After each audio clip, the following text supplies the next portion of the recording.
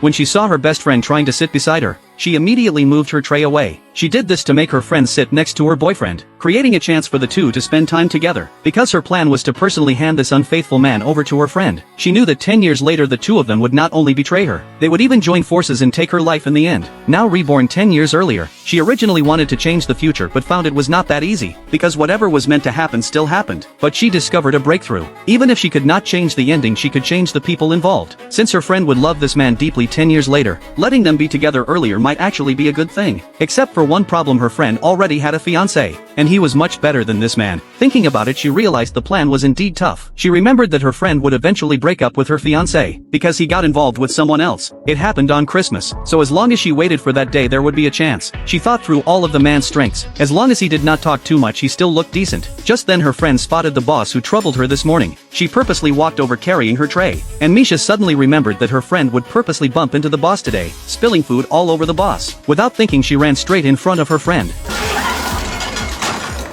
Inside, Misha felt secretly pleased because what was meant to happen still happened. Just changing the person still worked, which meant her tragic fate could be changed too. After holding back for so long, she could finally let it out. This scene was noticed by the department head. Back in their school days when he first met Misha, he had already fallen for her. At that time Misha found a little turtle. The department head asked if she was feeling unwell. She said she worried that the pond would dry up in the summer, and the turtle would not survive. From that day on, Misha visited daily to take care of the turtle, and the department head would sit nearby watching her every day. Until one day Misha suddenly left school in a panic. Her father had passed away. When she returned the next day, the pond had dried up, and the turtle was gone. The turtle had been her emotional support. Now with both her father and the turtle gone, she felt completely lost. At that moment she noticed a note on a tree. It said the turtle had been relocated safely and she did not need to worry. All these years later the turtle was still living at the department head's home. Sometimes he would talk to the turtle, treating it as his close friend. He knew he was never the main character in her story, because all these years he never had a chance to truly be part of her life. He was always a nameless extra, a background student during school days, and even when they met again after entering society, he was just an unnoticed interviewer, and later just a supervisor she barely noticed. He could only watch from the sidelines as she dated and even got engaged. He thought he would never have more interaction with her in this lifetime, until the moment she suddenly fell into his arms.